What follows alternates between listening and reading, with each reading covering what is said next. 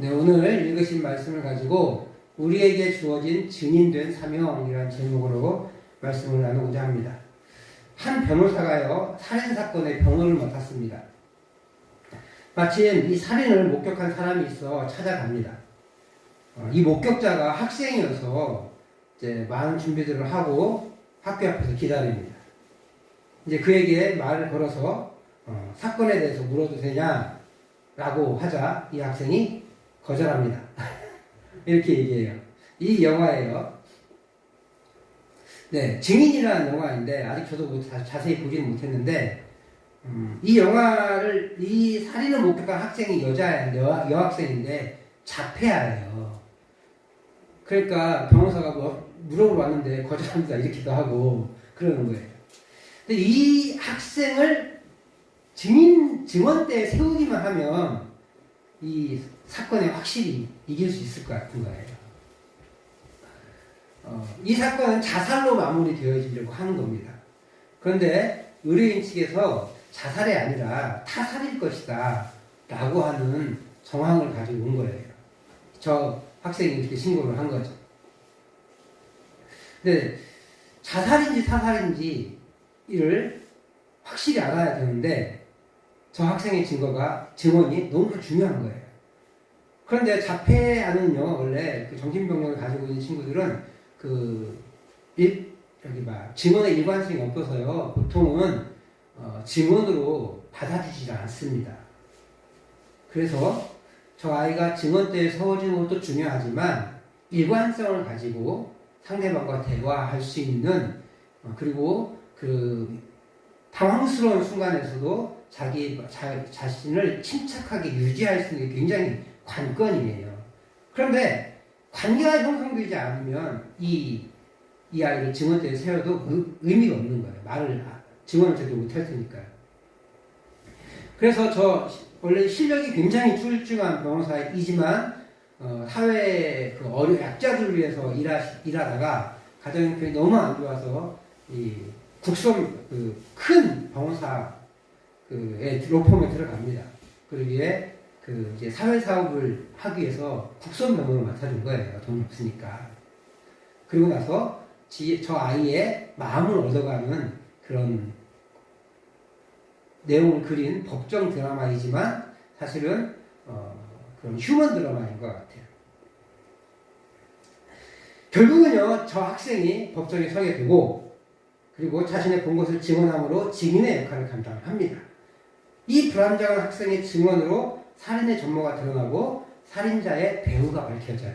결국은 자살이 아니라 살인이었고 살인의 배후가 그 죽은 아버지의 아들이었다는 게 판명이 돼요.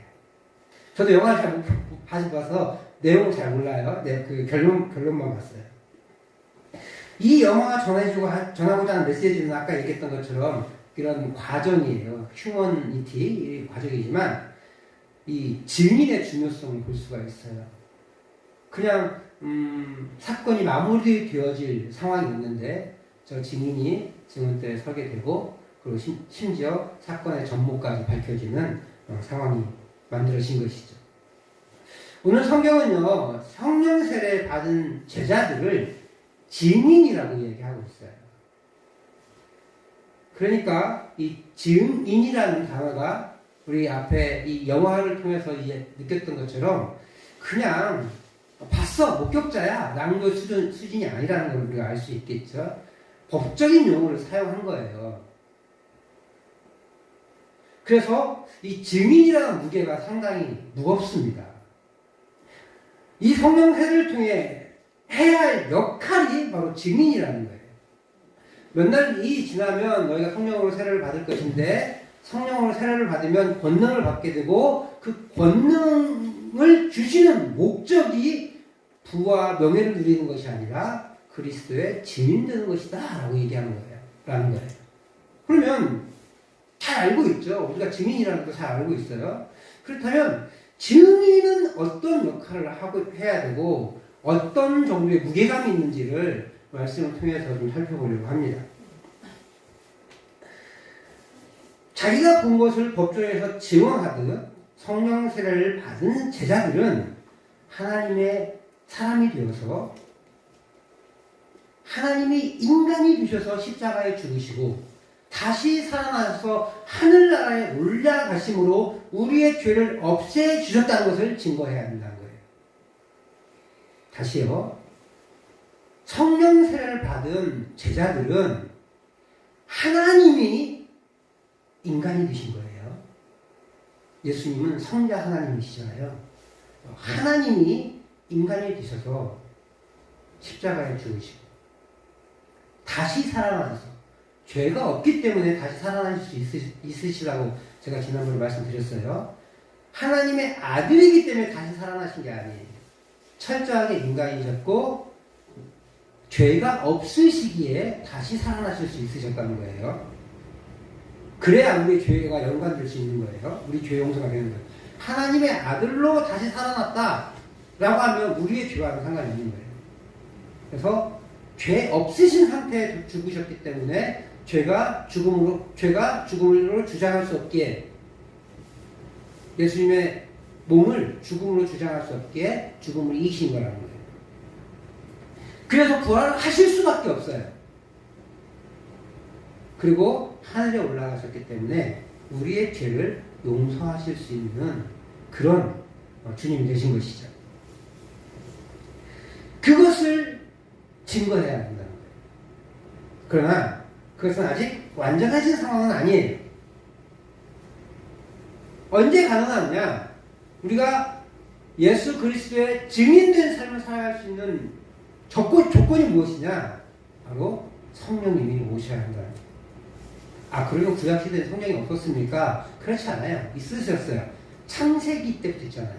성령이 수면 위에 운행하시니라. 하나님의 영이 수면 위에 운행하시느냐. 이 말이 바로 성령께서 창조사역을 감당하셨다는 거예요. 구약에도 성령의 역사가 있습니다. 신약에도 있었고 지금도 있습니다. 그러면 신약 이후에, 즉 오순절 이전과 이후의 차이가 무엇이냐? 구약 시대에는 성령은 특별한 사람들에게만 역사가 있었어요. 하나님의 영이 감동된 사람들이 따로따로 있었다는 거예요.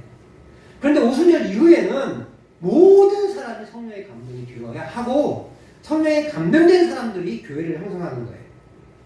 그 차이가 있죠. 모든 사람에게 성령이 부어질 수 있는 거예요.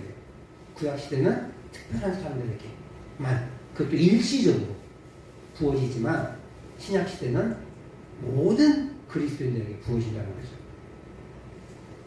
거죠. 근데 성령이 오셔야 되는데 제자들은 어떤 상황이냐?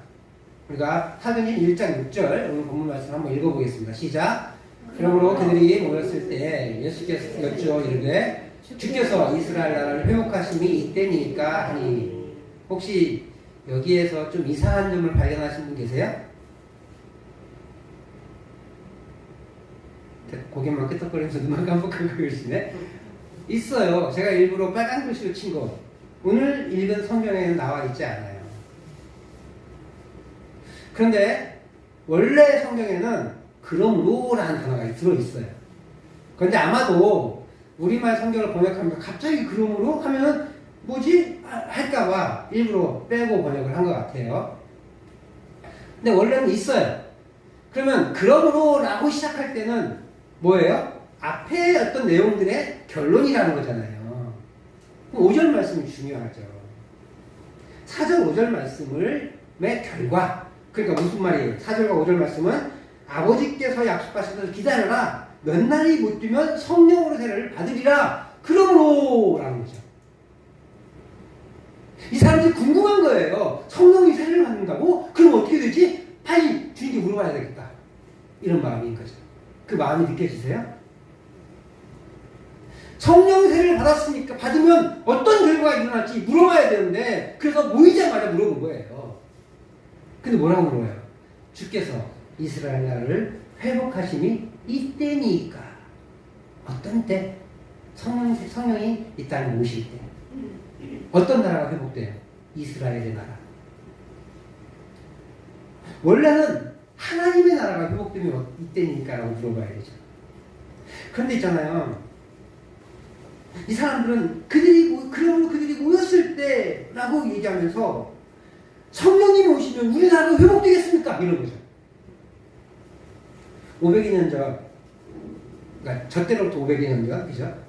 이 제자들이 살아가는 시대로부터 500여 년 전, 이스라엘은 바벨론 포로를 마치고 귀환합니다. 그래서 사실 538년에 귀환을 하고요. 515년에 성전을 재건해요. 그러면서 이제 이스라엘 나라 다시 회복된 거예요.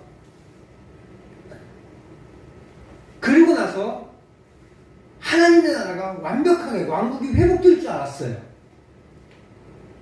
근데 안 되는 거예요. 바사제국이 멸망했어요. 바벨론 포로를 간 다음에 바벨론 포로를 돌아올 때가 어떤 나라냐면 바사제국이거든요. 바사제국이 돌아왔는데 여전히 통치권이 남아있잖아요. 바사가 페르시아가 통치를 하고 있잖아요. 이스라엘을. 그러니까 어쩔 수 없이 그 시절을 지나고 있는데 바사제국도 멸망했어요. 그러면 이제 회복될 줄 알았는데 이제 헬라 나라가 쳐들어왔어요. 알렉산더라고 하는 헬라 나라가 쳐들어왔어요. 또 헬라 나라도 멸망했어요. 그러면 좀 회복될 줄 알았는데 이제는 로마 나라가 쳐들어온 거예요. 그렇게 500여 년 동안 바벨론 포로를 지나서 바사, 헬라, 지금 로마 이렇게 세 개의 나라가 계속 통치하고 있는 거예요. 500년 넘게 장당 거의 600여 년 동안 이스라엘 사람들은 계속해서 적국의 강대국의 지배를 받고 있었던 거예요. 근데 주님께서 죽으셨잖아요. 죽으신 다음에 그걸로 끝이라고 생각했는데 정말 놀랍게 다시 살아나신 거예요. 이러한 기적이 세상에 어디 있어요? 그런데 주님께서 거기서 머무는 게 아니라 몇 날이 못 있어 성령께서 세례를 베풀어 주실 거야 라고 하니까 이 사람들이 흥분된 거죠. 그러면 주님 이 나라가 진짜 회복되겠습니까? 라고 물어보는 거죠.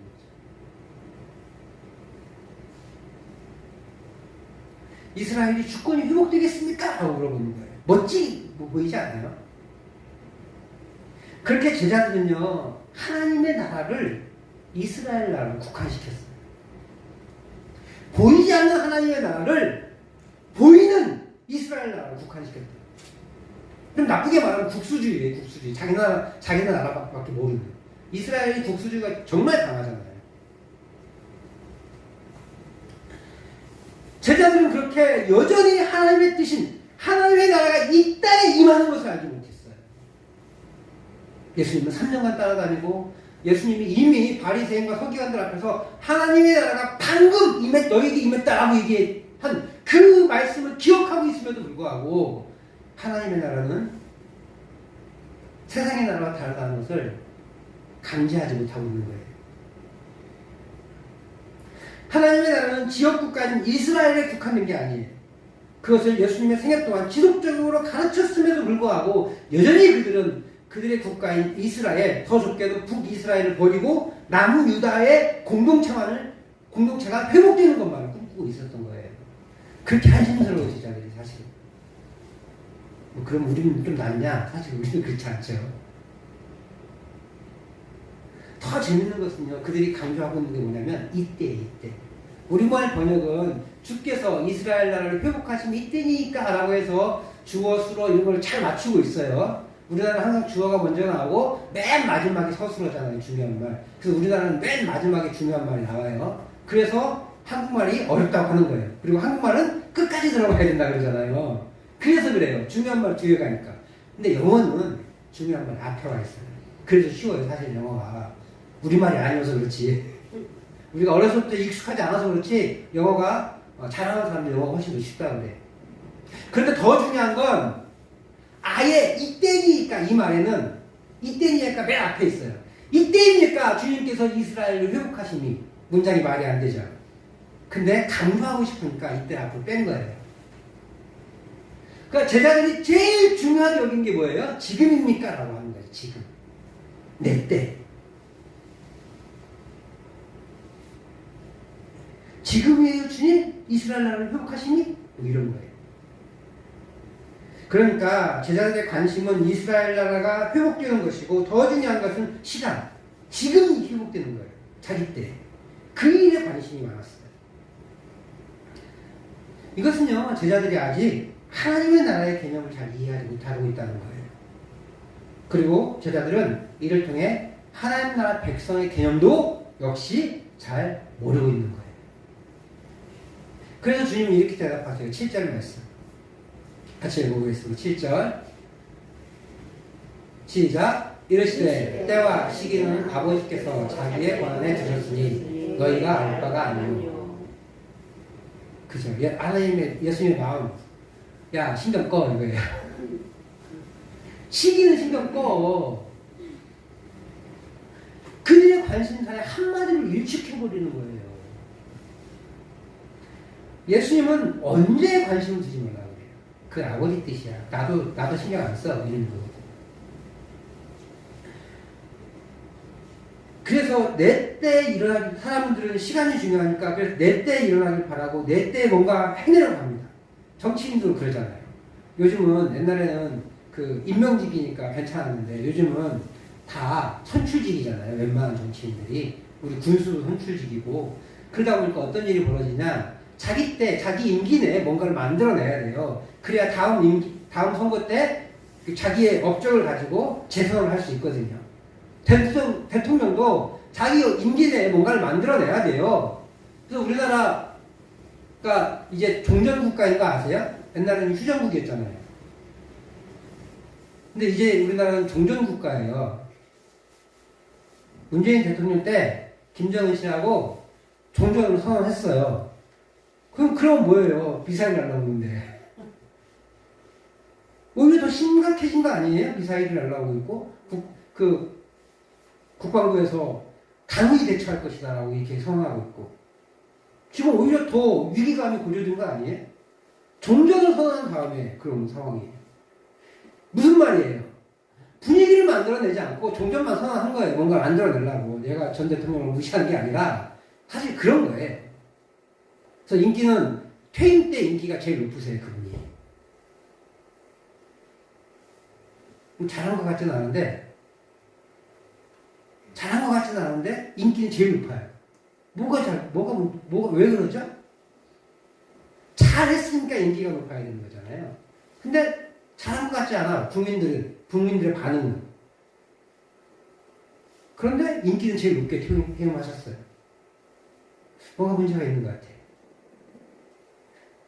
임기 내에 뭔가를 해보려고 하니까 그래요. 분위기를 만들려고 하지 않고. 정치인들이 성과지에 빠져 그들의 퇴임 후에 더 좋지 않은 일이 생기는 경우가 허다합니다. 그래서 사람은요, 때를 중요시 여겨요. 내 때 뭔가를 만들어내려고 하고. 근데 예수님은 그 시간에 관심을 두지 말래요.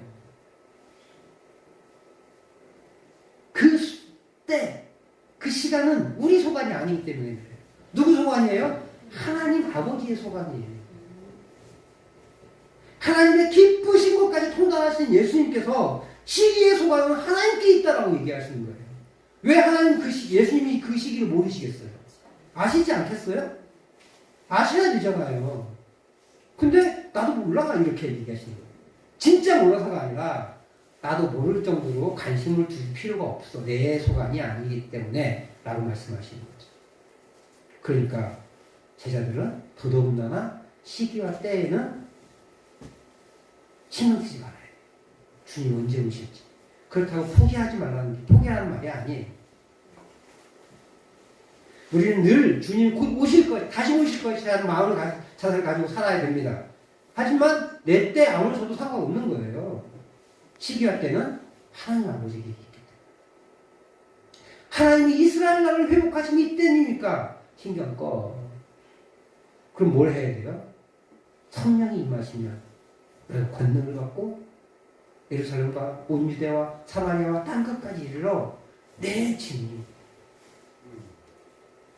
하나님이 성령의 임재를 통해 제자들에게 해야 될 사명을 주세요. 제자의 사명은 증인이 되는 거예요. 증인. 성령의 임재를 통해 제자들은 권능을 받습니다. 그런데 이 권능은 나를 위한 게 아니에요. 뭐지? 성령이 너에게 임하시면 너희가 권능을 받아서 그 받은 후에 증인이 되라는 거잖아요. 권능 받아서 우리는 뭐 하죠? 능력 받아가지고 예언의 능력, 방언의 능력, 그 다음에 또 뭐 다른 여러 영적인 능력 말고도 여러 능력들이 있을 거예요. 그러면 방언 받았으니까 사람들 잘난 체 하느라고 방언을 막 기도하고 자기 마음 죽어가는 것도 모르고 방언으로 기도하면 마음이 죽습니다. 그러니까 더 집중해야 돼요. 그러니까 방언으로 기도하면 피곤해야 돼요. 방언으로 기도하면 하루 종일 혹은 밤새도록 기도할 수 있죠. 내가 안 하니까요. 그냥 주저주저 나오는 거니까요. 하지만 내 마음은 공허해져요. 그 뜻을 모르니까. 그래서 바울 사도가 통변을 받으라고 그러잖아요. 구하라. 그리고 통역이 없으면 공기도에서 방언을 하지 말라고 해요. 그래서 한국 교회는 방언을 금지시킵니다. 어떤 분들은 방언의 역사가 끝났다고 얘기도 하세요.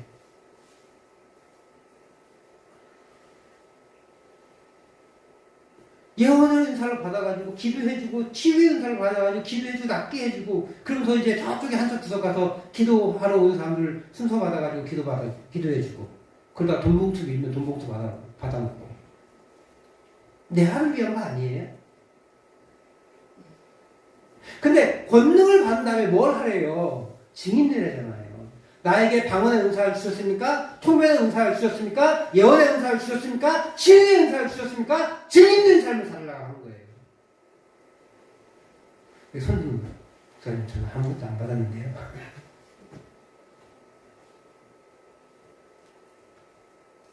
삶을 버텨내는 것도 능력이에요. 오히려 우리가 전도하는 것은요. 방언 은사, 통역의 은사, 예언의 은사, 신유의 은사로 전도하지 않아요. 뭘로 전도해요? 삶으로 하는 거예요. 삶을 버텨내는 거. 그게 가장 큰 능력이에요. 어떤 위기가 와도 믿음으로 굳게 서서 흔들리지 않는 삶, 그런 삶을 살아가는 게 성령의 능력이라. 그런 사람이 참된 증인이 될 수 있어요. 사람들께 칭찬받고 능력을 인정받아서 존경받고 이런 게 능력이 아니라 성령의 권능이 아니라 증인된 삶을 살아가는 것. 내가 가진 모든 것을 동원해서 예수 그리스도를 증거하는 삶을 살아가는 것, 그게 권능이고 증인된 삶이라는 것. 우리가 8절 말씀을 한번 읽어보겠습니다. 시작. 오직 성령이 너에게 임하시면 너희가 권능을 받고 예루살렘과 온 유대와 사마리아와 땅끝까지 이르러 내 증인이 되리라 하십니다. 너무 유명한 말씀이다. 다들 익숙하실 줄 압니다. 성령이 임할 때 나타나는 역사가 권능을 받는 거예요. 근데 권능을 받는 것은 바로 증인이 되는 것이라고 다시 한번 설명해 주고 있죠. 그러니까 지역별로 보시면 예루살렘, 그들이 살고 있는 지역이죠. 유다, 그들의 그 성보다 좀 더 큰 개념. 요즘 말로 표현하면 예루살렘은 순창군이에요. 아니 예루살렘은 동계면이에요. 아니 예루살렘은 더 정확하게는 우리 입장에서 더 정확하면 9mm 간격마을이에요. 그러면 좀 더 넓은 유대는 전라북도 지역이죠. 사마리아는요. 좀 더 넓은 지역. 우리랑 관계가 안 좋은 경상도 지역이겠죠. 혹은 일본 땅이겠죠. 땅끝 전 지구겠죠. 그래서 어떤 학자들은요, 저 시대에 사도시대가 다 완성되었고, 사도행전이 결론이 어디서 마무리되냐면, 로마의 감옥에서 끝나거든요, 사도행전이. 그래서 로마의 그 당시에 땅끝이라고 생각했던 로마까지 다 복음이 전파되었다라고 하면서 끝났다고 그래요. 그런데 사도행전의 결론은 어떻게 끝나냐면, 열린 결론이에요. 그 말씀을 거침없이 가르치더라 라고 끝나요.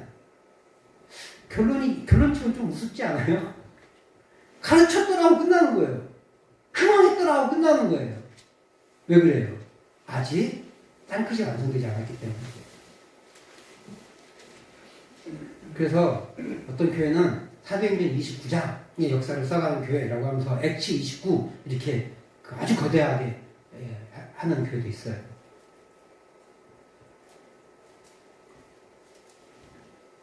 한마디로 한마디로 복음은 자기가 있는 자리에서 점점 확산되어 가는데 그 사명을 감당하는 증인이 될 것이라고 주님이 말씀하고 계신 거예요.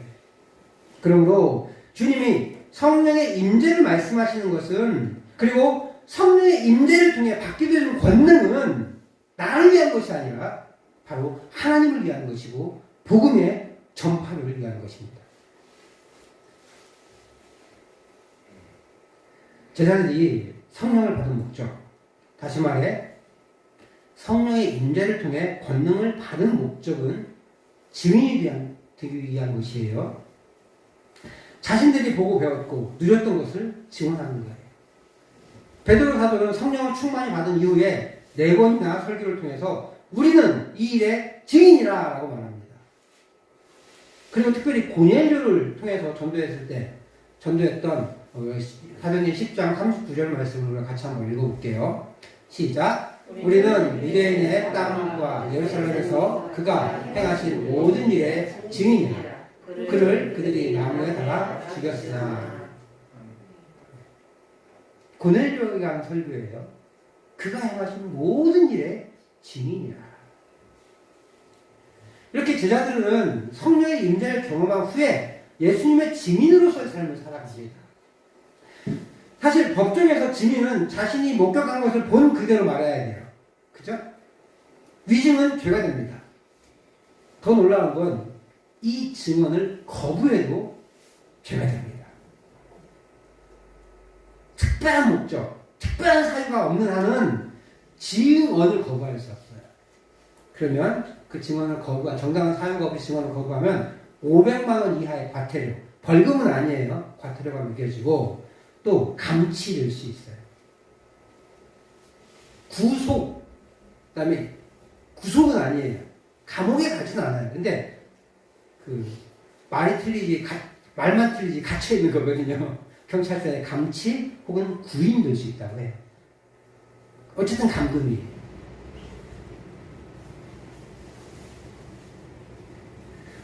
그러므로 오늘 성령이 증인될 것이라고 했을 때 성령을 받은 제자들은 모두가 예수님의 증인으로서 증언을 해야 되는 거예요. 주님의 증인된다는 것은 영광스러운 일이기도 하지만 당연한 의무이기도 합니다. 저는 교회의 존재 이유가 전도라고 말하지 않아요. 그건 잘못됐어요. 편협해요. 교회는 하나님의 은혜에 감격한 사람들이 모여서 하나님 예배하는 곳이에요. 예배하는 단체예요. 예배가 더 중요해요. 그런데 교회의 존재 이유는 하나님을 예배하는 것이지만, 하나님과 영원토록 교제하는 것이지만, 예배가 교제예요. 이렇게 교제라는 것이 더 중요해요, 사실은. 어쨌든 예배를 통해서 하나님을 교제하는 거니까 그 교제하는 것이지만, 그 교제를 위해서 우리가 받은 은혜들을 하나님과의 교제에만 쓸 수 있는 것이 아니라 그 힘을 또한 전도의 사명이 우리에게 있다는 거예요. 교회의 사명은 전도지만 교회의 존재 목적은 전도가 아니에요. 교회의 존재 목적은 선교가 될 수가 없어요. 그래서 저는 굉장히 선교교회라는 명칭을 좋아하지 않아요. 선교에 집중하는 건 좋겠죠. 이유가 되죠. 근데 선교를 집중하겠다는 의미로 선교교회라는 말을 쓴다는 것은 바람직하지 않은 것 같아요. 어쨌든 그 의미를 살려서 하는 거라서 제가 뭐라고 할 수는 없지만 선교가 교회의 존재 이유가 아닙니다. 전도가 교회 존재의 이유가 아니에요. 하지만 교회의 사명은 전도고 선교입니다. 그렇다면 우리도 증인입니까? 당연하죠. 근데 사실은 우리가 예수님을 직접 목격하지 않았잖아요. 예수님이 하신 역사를 직접 보지 못했잖아요. 그러니까 원래는 증인이 될 수가 없죠. 그래서 누구만 증인이에요? 사실은 예수님의 12제자와 그 당시 살아갔던 무리들, 그 사람들만 사실 증인이에요. 원래는. 그런데 엄밀한 의미에서 우리는 증인될 자격이 없지만, 하지만 우리는 예수님과 예수님의 이루신 일을 기록한 이 성경의 증인이 될 수 있어요. 이 성경이 진리입니다라고 고백하신다면 이 성경에 대한 증인이 될 수 있는 것이죠. 그러므로 우리도 증인이에요. 사도들의 증언 때 증인은 아니지만 그 사도들이 기록을 남겨놓은, 그리고 사도들의 감동으로, 성령의 감동으로 그 사도들과 함께 했던 사람들이 글을 남겨놓은 이 성경의 역사를 믿는다면 우리도 증인이에요. 왜 또 우리가 증인이 될 수 있느냐? 우리는 성령의 임재를 받은 사람이기 때문에 증인이 될 수 있어요. 문제는 그거예요. 심각한 문제예요. 왜요? 증인은 증언을 거부할 수 있어요? 없어요? 없어요. 500원 빨리 내세요.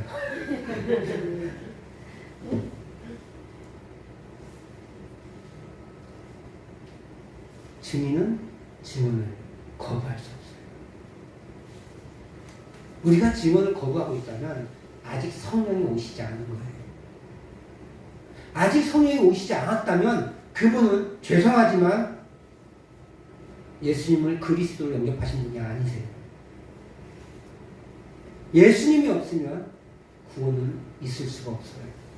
교회에 앉아있다고, 성경을 읽고 있다고, 내가 기도하고 있다고 구원받지 않습니다. 오직 그리스도가 내 안에 들어와 있어야, 성령께서 내 안에 들어와 있어야 구원을 받을 수 있는 것이고, 그 구원을 받은 존재들은, 성령의 임재를 받은 사람들은 예수 그리스도의 증인으로서 증언에 의무가 있는 사람들이에요. 그러므로 우리는 증인이어야 합니다. 우리도 동일한 성령의 임재를 받은 사람들로 우리는 예수님이 이루신 일을 알리고 선포해야 합니다. 나에게 이루어진 일들을 전하고, 예수 그리스도를 통해서 이루어진 나에게 이루어진 일들을 전하고, 상대에게 이루어질 일을 전하는 것이 우리의 사명이에요. 너도 예수님 믿으면 나처럼 행복할 수 있어. 제가 지난번에 말씀드렸잖아요. 행복이라는 단어 쓰기가 저는 굉장히 무서웠다고. 행복해지면 뺏어갈 것 같아요. 늘 행복해 먹고 있더라고, 그게. 근데 예수님께서, 하나님께서 내 행복을 자꾸 뺏어가가지고 행복이라는 단어를 안 썼어요, 제가 한동안. 근데 지난번에 마태복음 설교하면서 그랬잖아요. 심령이 강한 자는 행복하여라. 아니, 더 정확하게는 행복하여라 마음이 강한 사람들이죠. 이렇게 표현했다고 하잖아요, 예수님이. 아, 행복이 우리 삶의 목표구나 라는 걸 계속 깨달았어요. 그런데 문제는 행복의 조건이 다르죠. 내가 만족하고, 내가 즐겁고, 내가 쾌락을 즐기고, 이게 행복이 아니라 하나님의 교제 안에서 누리는 그 복, 찬란한 복이 행복이라는 거예요. 행복의 개념이라. 하지만 우리는 그 행복을 누려야 돼요.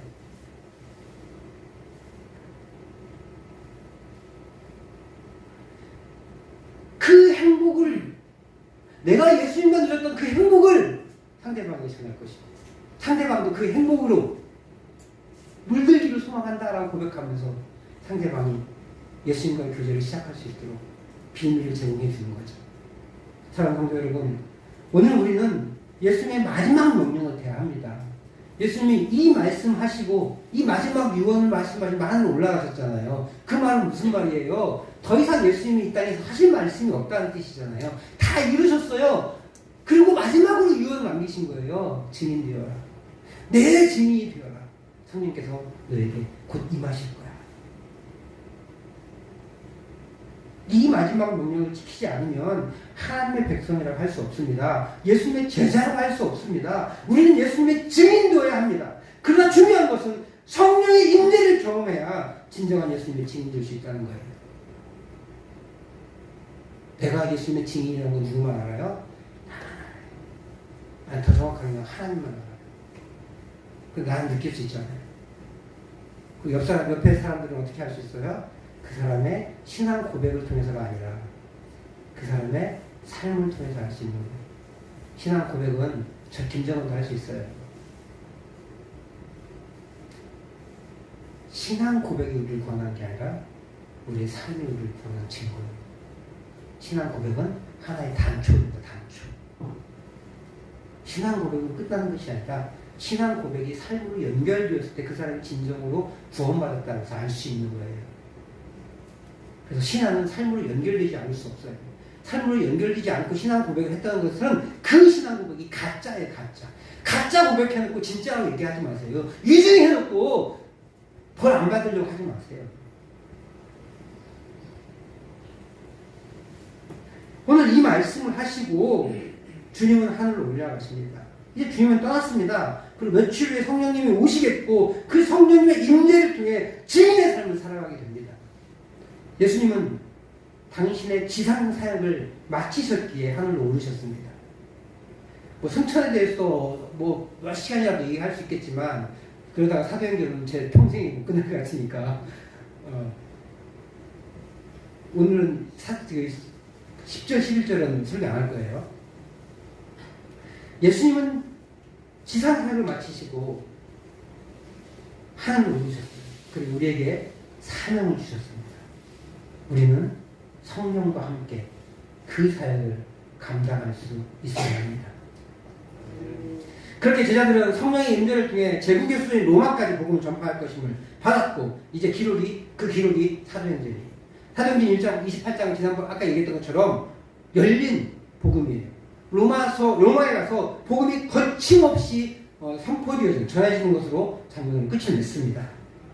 사도행전 1장 8절이 완성되어지고 있는 모습을 보여주고 동시에 사도행전은 열릴열만이라고 했잖아요. 끝이 없어요. 그리고 여전히 땅의 끝, 즉 세상의 끝에까지 복음이 전파되어야 하기 때문에 마쳤다고 얘기하지 않아요. 사랑하는 성도 여러분, 우리는 예수님의 증인입니다. 다시 말해 예수님을 직접 목격하지는 못했지만 그분의 사역을 기록해놓고 주님이 이루신 것을 전하는 사도들의 기록을 통해 우리는 진리이신 예수님을 만나고 그분의 증인일 수 있습니다. 그분이 우리에게 허락하신 증인의 삶을 우리가 힘껏 살아갈 수 있기를 바랍니다. 우리 마을이 아무것도 없다고 하면서 주저앉아서는 안 돼. 왜 없습니까? 아직 우리 마을에 복음이 증거되지 않은 사람들이 너무 많은데. 우리 마을 환경이 너무 어렵죠. 유교의 뿌리 깊은 그 우상숭배, 조상숭배 사상이 남아있기에, 뿌리가 깊기에 복음 전하기가 너무 어려울 것이라는 걸 압니다. 그런데 놀랍게 교회가 2개나 있어요. 기적 아닙니까? 하나님이 영적 전쟁이 얼마나 심각한지 보여주고 있는 것 같아요. 그리고 그 영적 전쟁에서 교회가 승리하길 바라시는 것 같아요. 반목과 질시로 계속해서 살아남을 게 아니라 하나 되고 한 모습으로 주변의 동네들에게 복음을 증거하는 전진기지의 역할들을 감당해야 될 줄 믿습니다. 그런데 우리 교회가 먼저 살아야 우리 지역이 먼저 살아야 돼. 아유, 마을 이거 가지고 뭘 복음을 전해. 아니면 아직 우리의 사명이 남아있어요. 제가 제 시골 교회 얘기했잖아요. 우리 동네에는 복음화율이 80% 넘는다니까요. 물론 우리 마을보다 작아요. 작긴 작아요. 우리 구미 마을보다는 작습니다. 동네도 멀리 떨어져 있어요. 그래서 교회가 생뚱하게 그 뒷판 한가운데 있어요. 이 지역 저 지역 다 오라고. 우리 마을에 있던 게 옮겨간 거예요. 저쪽 마을도 복음을 증거하자는 의미로 그런 것 같아요. 그 교회가 건축한 게 1972년 제가 태어난 해예요. 사람이 없지 않습니다. 아직 믿지 않은 분들이 많이 계세요. 아직 우리가 복음을 전해야 될 그 영혼들이 많이 있습니다. 그 영혼을 위해 기도하고 매일 증인된 삶을 살아가는 거예요.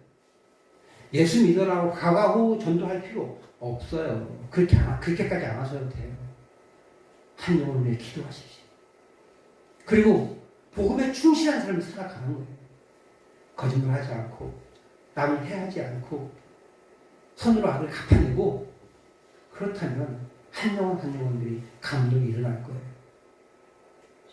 저와 여러분들이 성령의 임재를 경험하고 그 임재를 통해 예수 그리스도의 증인 되시는 거룩한 백성, 하나님 나라 백성 되시기를 다시 한번 주님의 이름으로 축복합니다.